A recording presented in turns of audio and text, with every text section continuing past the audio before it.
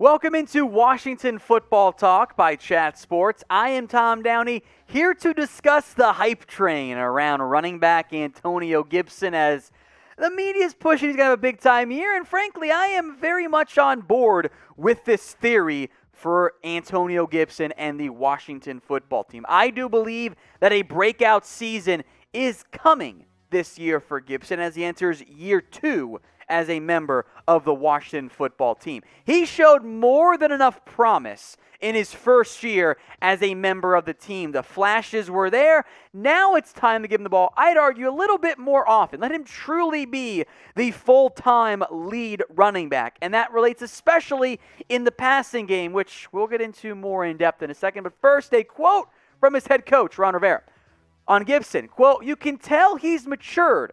Got a better feel and understanding. Those natural instincts that you look for, the intangibles that guys have been playing their positions their whole career naturally have.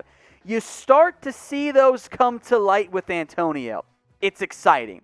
In 2020, especially against the Cowboys, Gibson showed a lot of ability. 170 carries, an average of about 4.7, 11 scores, 795 yards. He was the team's lead running back. Despite that, and despite a track record at Memphis in college of being heavily involved in the passing game, a role that myself and I think many thought would be the early role for Antonio Gibson, the third down stuff wasn't there as frequently. 36 catches, 247 yards, not bad.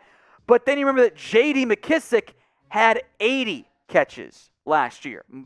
Insane for me to see just the massive difference there in terms of the workload between Gibson and McKissic in the passing game. So now entering 2021, I think it's pretty clear, unquestionably, Antonio Gibson is this team's number one back. And I want him to get number one back workload.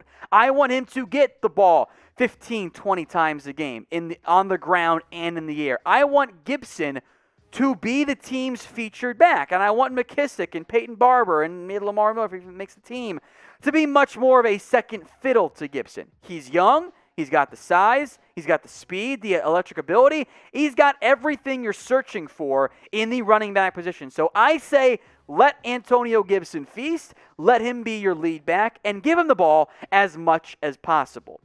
So how confident are you guys in Antonio Gibson in a division in the NFC East with several good young backs? Gibson, I don't think there's that big of a gap between number 1 and number 4 if Saquon Barkley is maybe a bit slow to recover from his own injuries. So how confident are you in Gibson? Rate this for me on a scale of 1 to 10. 1 being no confidence, 10 being you think he's the best back in the whole NFL.